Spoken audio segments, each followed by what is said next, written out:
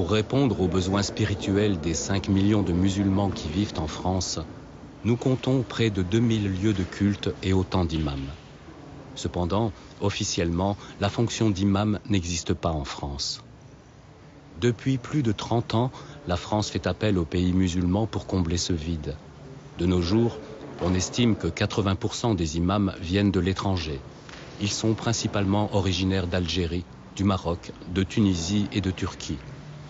Ces imams ont la lourde responsabilité de diriger les offices religieux, mais aussi d'éduquer et d'orienter une communauté musulmane composée essentiellement de jeunes Français. Après plusieurs décennies de bricolage cultuel, mais aussi d'efforts pour faciliter la formation des cadres religieux musulmans, nous assistons à l'émergence des premiers imams français. À la charnière entre l'ancienne et la nouvelle génération d'imams, Ahmed Miktar est arrivé en France durant son adolescence. Comme l'ensemble des jeunes dans son cas, il s'est tout naturellement familiarisé avec les usages et les particularités de la société française.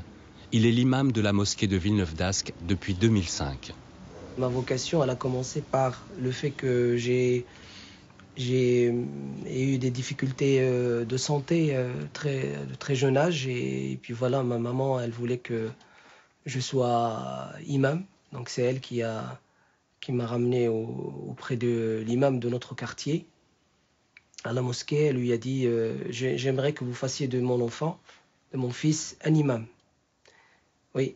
Et maman, je me rappelle, elle n'a pas dit imam, elle a dit savant.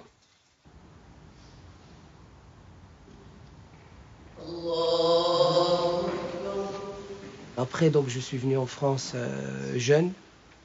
Et puis, j'ai fait mon bac F12. À l'époque, c'est le bac d'art plastique. Puis après, arrivé au Nord, je me suis inscrit à l'école des beaux-arts de Tourcoing, où j'ai fini mes études jusqu'à avoir mes 2 diplômes de fin d'études en art plastique et en expression plastique. Voilà. Puis, bien sûr, tout en étant à l'école des beaux-arts, j'étais imam à la mosquée de Tourcoing. Et puis, ça m'a fait garder le lien et bien sûr que cette vocation ne se perde pas. Après, j'ai adhéré à l'Union des organisations islamiques de France, qui, elle avait commencé à former ce qu'on appelle des cadres religieux. Et j'ai suivi ces formations, toutes ces formations-là, pendant à peu près 5 ans. Chaque année, on avait des formations. Donc c'était des formations poussées, comme si on était formé dans des instituts de formation des pays musulmans, des pays arabes.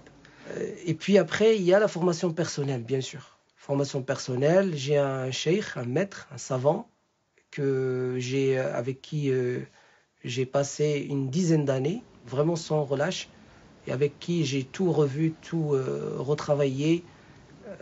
C'est lui qui m'a donné cette vision de la voie médiane de l'islam, de l'islam des Lumières.